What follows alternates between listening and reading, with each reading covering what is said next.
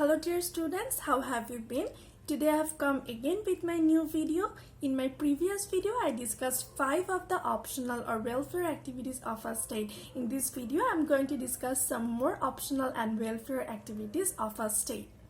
So here's the first point, which is the infrastructural development. Now before explaining infrastructural development, you need to know what infrastructure is. Infrastructure is the basic structure and facilities of a state that are needed for operating that society or state. For examples, bridges, roads, culverts, telecommunication, telegraph, post, modern communication method, and different communication ways like railways, waterways, air communication. By listening to the examples, you can easily understand that infrastructures are important for interconnecting different areas. So, infrastructural development facilitates trade and commerce and socio-economic development and thus helps in alleviating poverty. How? Say you are living in such a state where infrastructures are very developed. In such state, communication or moving from one place to another place will be very easy. Not only that, in domestic and international area, communication will be easier. At the same time, goods can be transported from one place to another place very easily.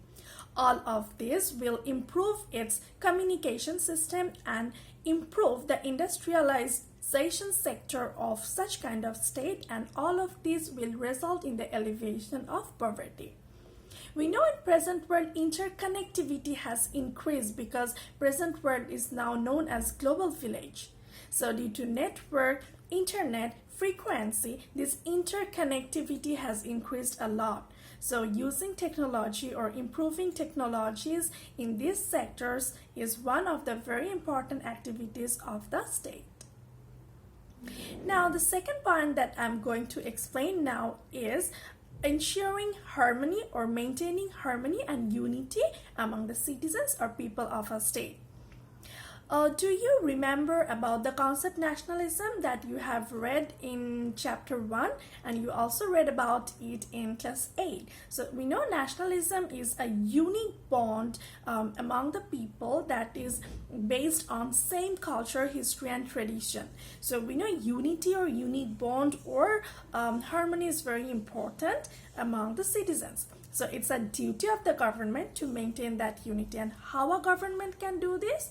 A government can do this by preserving the culture and heritage, by preserving the music and songs of that country, by introducing different kind of museums where different heritage and cultural things and ancient things of that country or state will be preserved, right?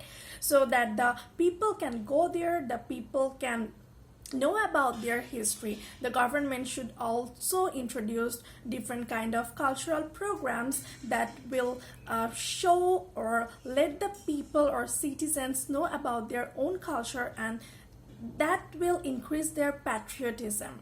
So the government, for example, in Bangladesh, do you know we have some crafts, we have some special crafts, like we have our Nokshikatha, we have our terracotta, we have a jatra, a stage drama. So these are very own, these are integral part of Bengali culture, so Bangladeshi culture. So the government or a state should try to preserve this, try to this should be reached to the citizens so that the people can love their culture. Definitely cultural exchange will take place. We know in today's world culturalization, cultural exchange is very common, but definitely you have to stick to your own root.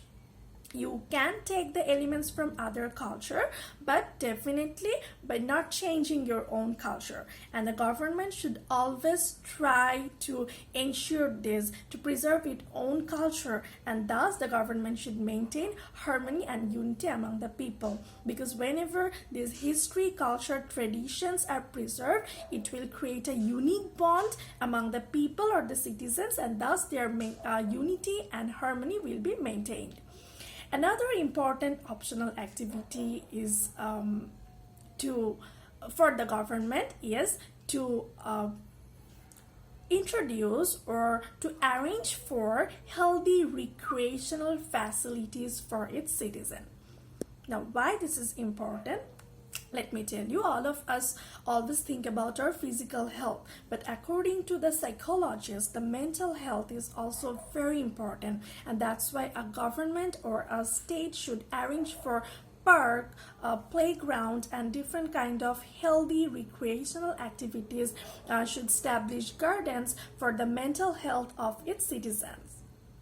Another important optional activity of a state that now I'm going to explain is actually the most important optional activity of a state, and which is to ensure the freedom of speech, to ensure the freedom of movement, and to ensure the participation of the citizen in politics.